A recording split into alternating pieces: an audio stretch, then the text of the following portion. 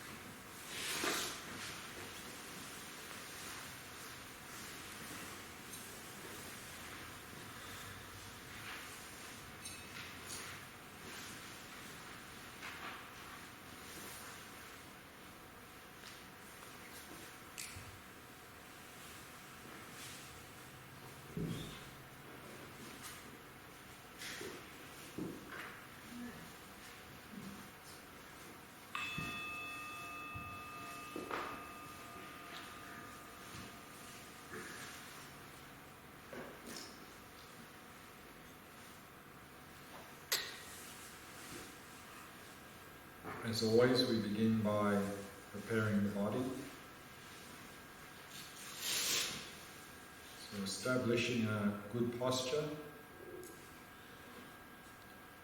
The two most important points: to keep the back straight and allow the entire body to become completely relaxed.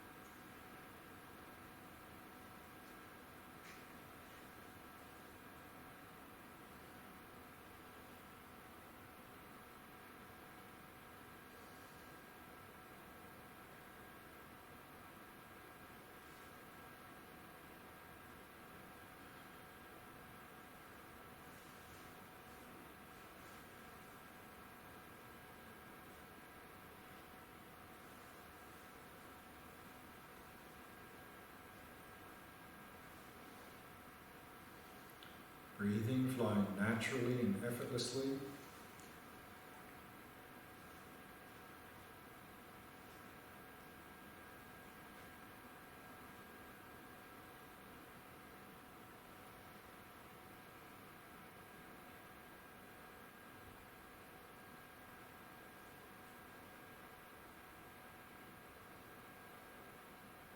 And allowing the mind to come to rest in the present moment.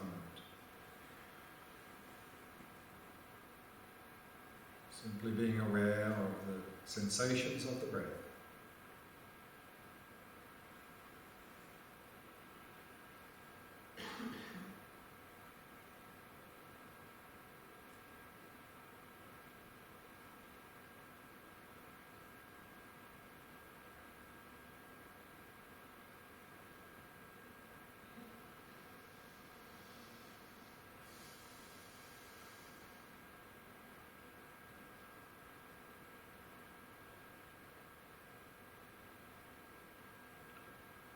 So let's have a look at some ways of effectively dealing with attachment. So remember, attachment is a mental factor that sees its object as attractive. It exaggerates the object's attractiveness and then thus wishes to possess and hold the object. Why? Because attachment believes that object is the source of our happiness.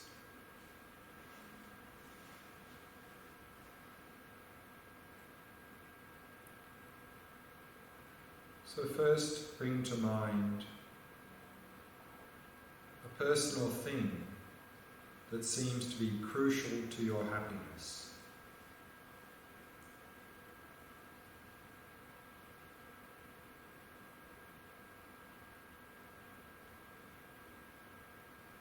And then imagine you actually have your object of attachment, holding on tightly, not wanting to lose that personal thing.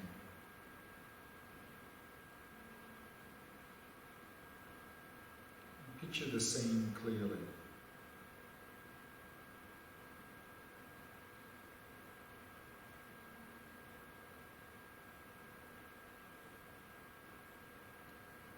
How do you feel? Is your mind relaxed and calm?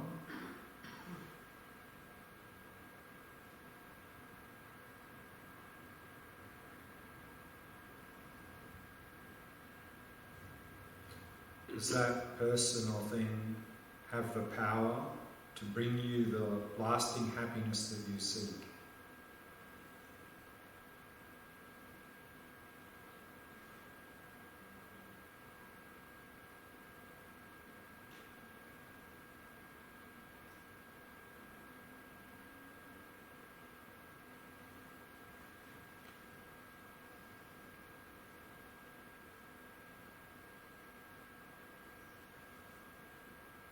Now mentally relax your grip on that person or thing that you're attached to.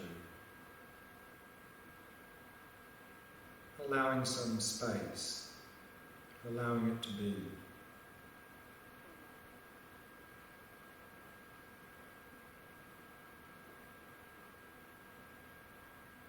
How do you feel?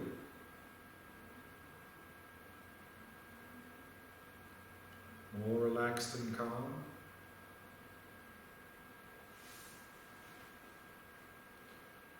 Without the clinging, are you more able to enjoy the presence of that person or thing?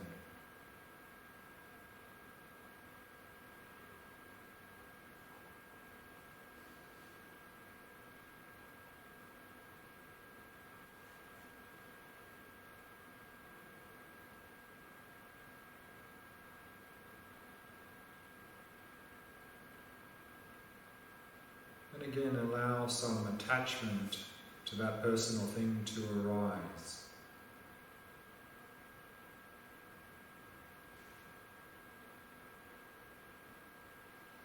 Now, instead of focusing on your object of attachment, look directly at the attachment itself. Simply observing it.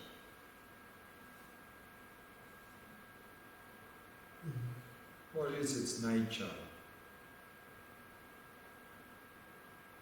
Is it something solid and concrete?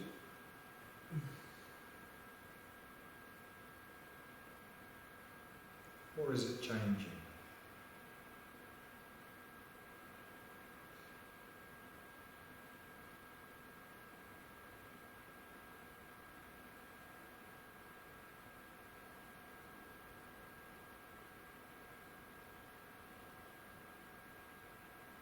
When we look in this way,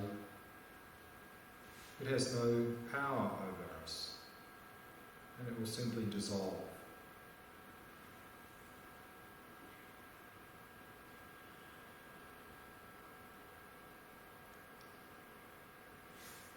Now recall that the person or thing you're attached to is impermanent, changing from moment to moment, in a constant state of change, not remaining the same from one moment to the next, constantly changing.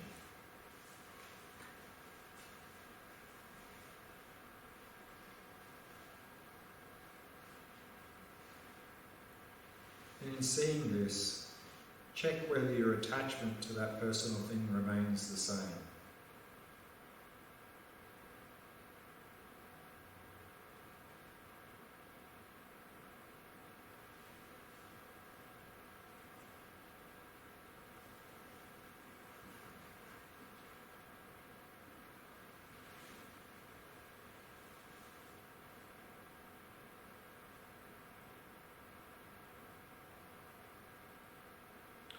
Now imagine that person or thing changing over time and becoming very old.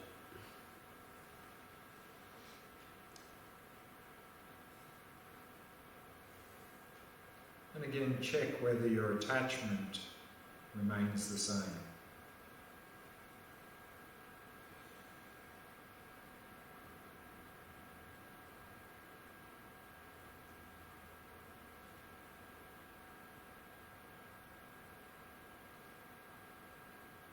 And again, imagine that person or thing that you're attached to clearly in front of you.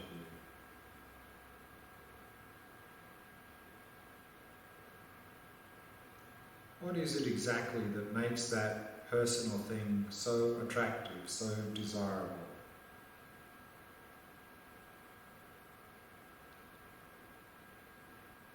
Try to pinpoint exactly what it is there that is so attractive, so desirable.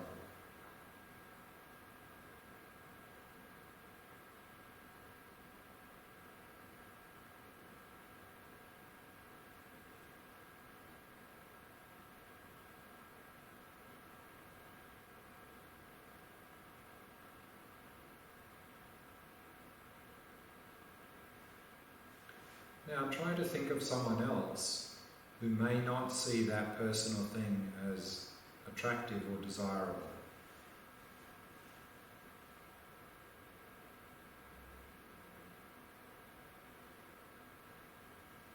Is their perception invalid? Are you seeing that person or thing in the correct way while they are mistaken?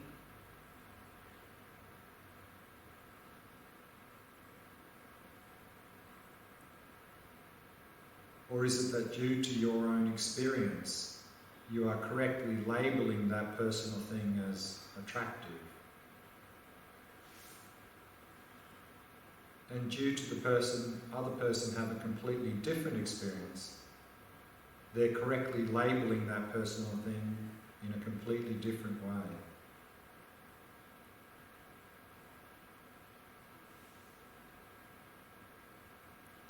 And that due to your labelling that person or thing as attractive, are you then going on to seeing that person or thing as inherently attractive?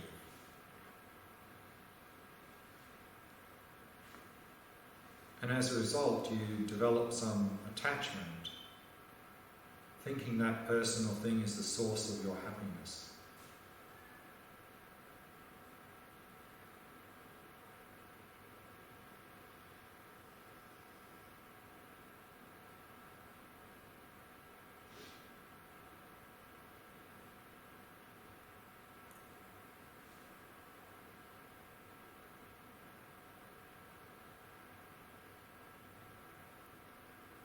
Nothing is inherently one way or another.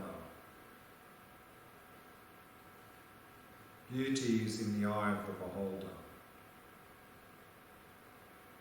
And that by understanding this, then whether it is a relationship with another person or simply eating a delicious piece of chocolate cake, we won't cling to that experience. And as a result, we'll enjoy that experience more fully.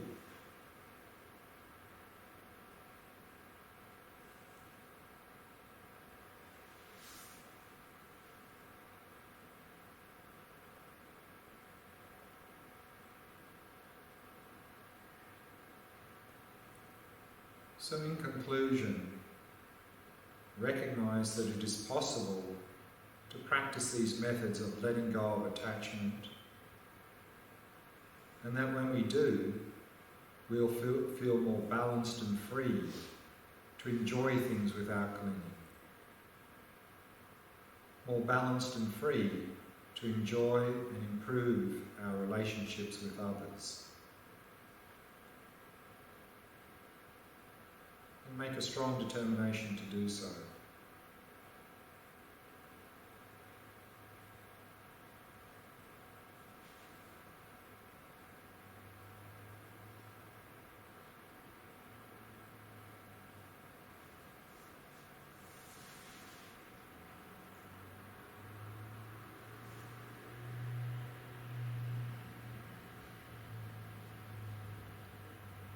And then release all appearances and allow the mind to come to rest. Resting in that inner purity of mind.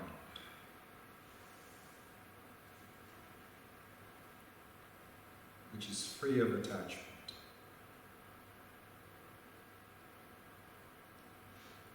And in the nature of loving kindness.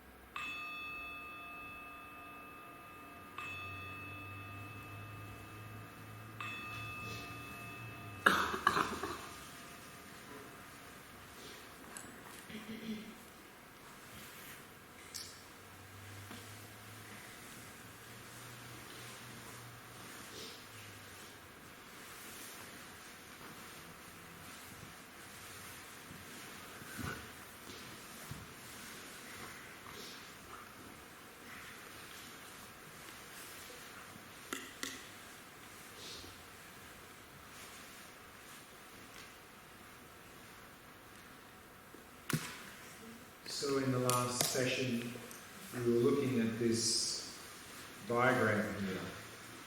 Where can we find this meditation? Sorry? Where can we find this meditation? Written. I've got a copy. I can make it available. I can maybe even translate it for you. Good. Then you'll have a complete set. It will be on our website. Sorry? It will be on our website. There we go. Already? Oh, later. After mine translates it. Can I Yeah. do everything to Yeah. and also the one that I have that So we were looking at this diagram here in the last session, and we saw that the process of how our distorted view of reality, in particular here, the one we're talking about, of course, is grasping onto the independent world, how that leads to attachment to pleasant things, aversion to unpleasant things, and all the other mental afflictions coming out of that, driving our behaviour and resulting in our current situations, state of dukkha or suffering.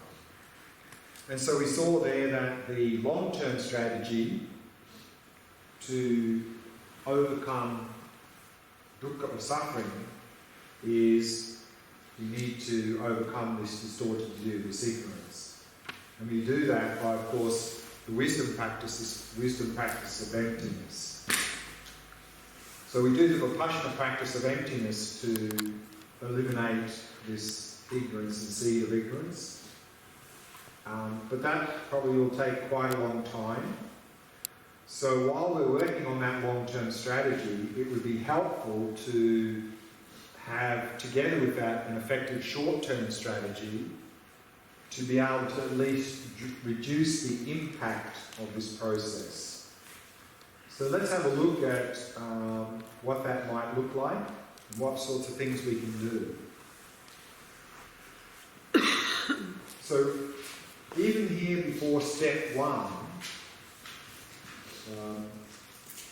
there was one thing I already mentioned before, but I think it's good to mention again, is as part of an effective short-term strategy, is that if there are certain people or things in our life now that whenever we come into contact with them, we always react in a negative way, then there's no point in unnecessarily entering into that situation, because you're just going to react and creates suffering. So therefore, give yourself some space as much as possible. Unfortunately, often these people can be family members. It's a little bit difficult to step back, but as much as we can, and of course we're not talking about abandoning anyone or running away from people. That is never a long-term solution to anything. But it may be a part of an effective short-term strategy to step back and give yourself some space from these difficult situations that overwhelm us, so that we have some space to work on ourselves, so that later, when we have more capacity, we can start to enter into these difficult situations. And of course, if it involves other people, then instead of reacting in any way, maybe even being able to help these people. So that's something I think we need to think about. Not just people, but of course situations. Maybe there are certain situations where we always get caught up in craving and attachment, or always aversion or frustration or irritation. So to give yourself some space, so we don't just get overwhelmed all the time. But let's say we are at step 1. So now we've come into contact with an object, and that of course can be a person. And that, whatever we're experiencing, is appearing to exist completely independent of us. And we have the habit of grasping onto that appearance. Can we do anything at step 1 here to avoid going to step 2?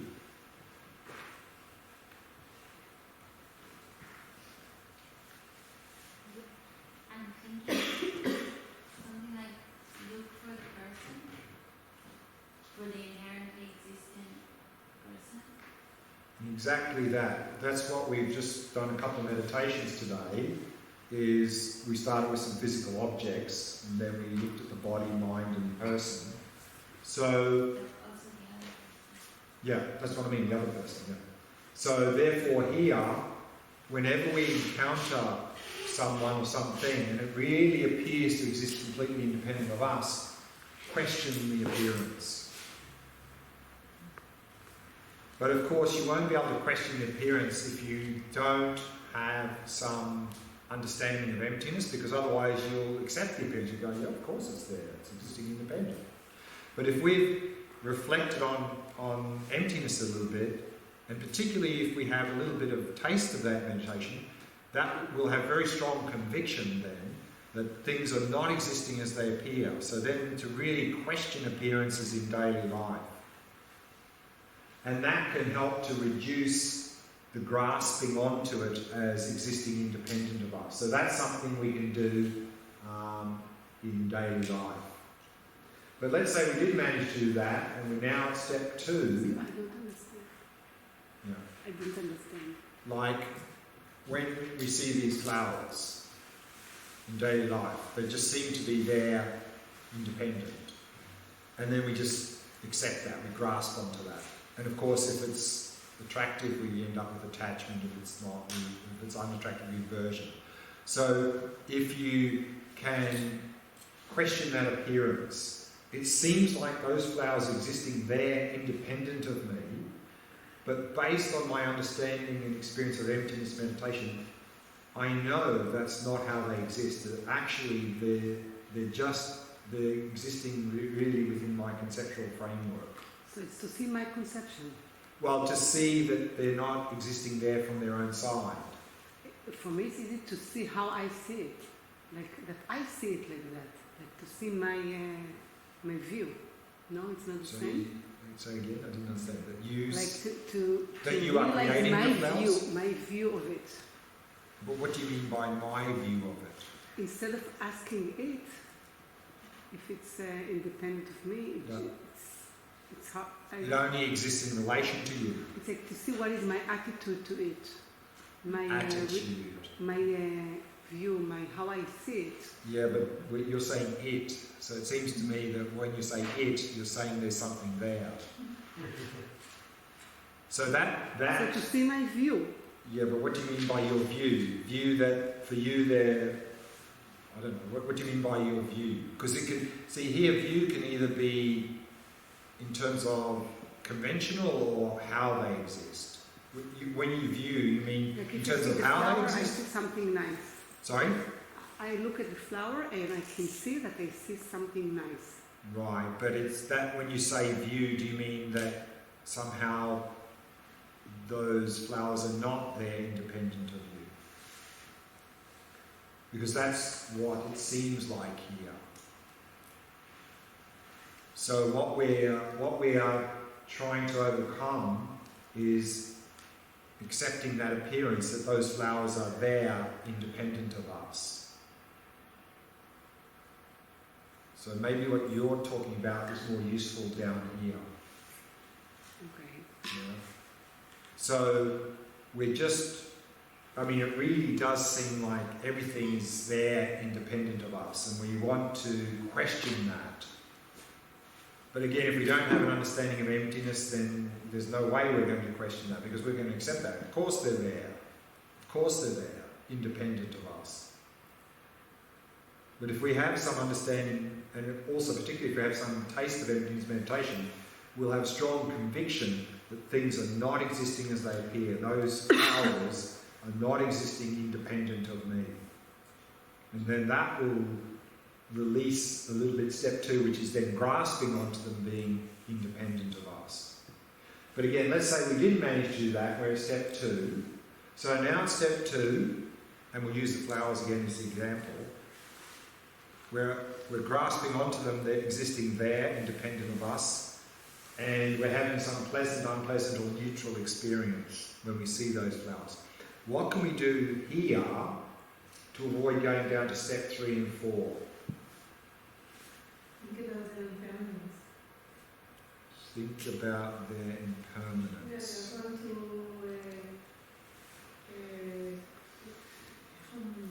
to finish if you. Sorry? So, Yeah, maybe that's better down here. I think to see them as impermanent, but I think that would be more helpful down here. to see that it's for me. This is mindfulness, How? What?